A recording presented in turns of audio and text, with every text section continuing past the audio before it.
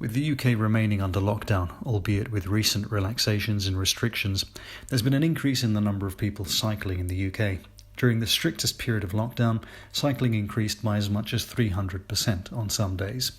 Bike shops have seen record sales, and recent figures show that the use of Santander bikes, or Boris bikes, in London now exceeds pre-lockdown levels. Another phenomenon which also appears to have been on the increase is cyclist aggression. We sent our reporter Miles Spokes out onto the streets of London to find out more. Get out of my way, you wanker! Charming. Oi! No! No! No! No! But that's a red light, mate! Fuck off! These are just two of the close shaves I experienced as a pedestrian while crossing central London roads and trying to avoid onrushing cyclists. As you heard, both cyclists used expletives and one of them crossed a red light. I'll tell you what, I had to bite my tongue because I was very close to responding in kind. Cycling has taken off to such an extent that a rush-hour commuter cycling race has been taking place every week on the busy Blackfriars Cycle Superhighway, complete with service patrol car and professional commentary. We were given exclusive access to last Friday's race.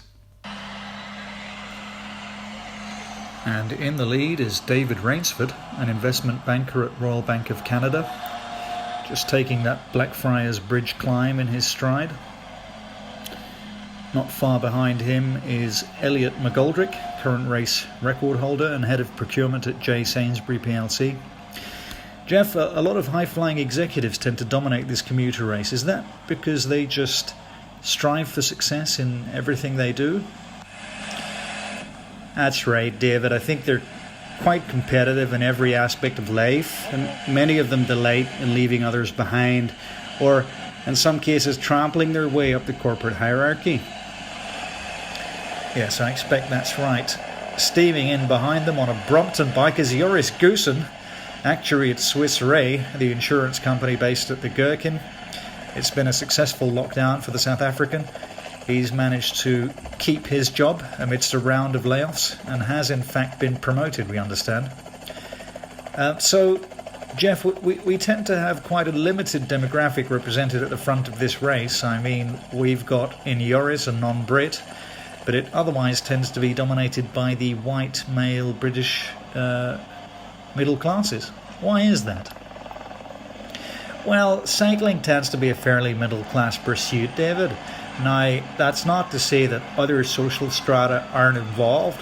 I mean, there are bikes on council estates too. They often tend to be the BMX kind because they're cool, you can do stunts with them, and they can help with evading police attention down tight alleyways.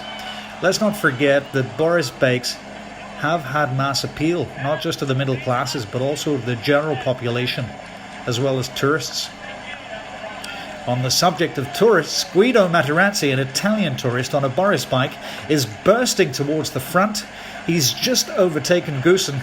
Goosen won't be happy with that, particularly as Materazzi's on a Boris bike, but doubly so because Materazzi appears to be on his mobile phone while cycling.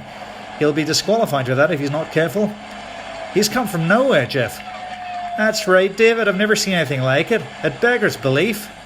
Materazzi puts away his mobile phone and is now duelling with McGoldrick, who appears to be losing out to him, and Materazzi breaks past McGoldrick and now has his sights set on Rainsford.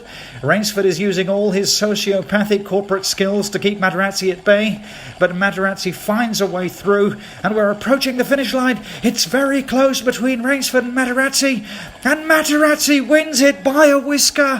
What a coup for the Italian on a Boris bike and on his mobile phone. The programme included an interview with winning cyclist Guido Materazzi.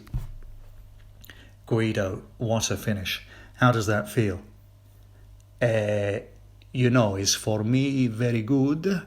I no expect to win a race like this, but I'm very happy for Italy, for especially after virus. I dedicate to my hometown. Wonderful. How did you win on a Boris bike up against road bikes? Quite a significant handicap for you. What? How did you win this race on a bike like this?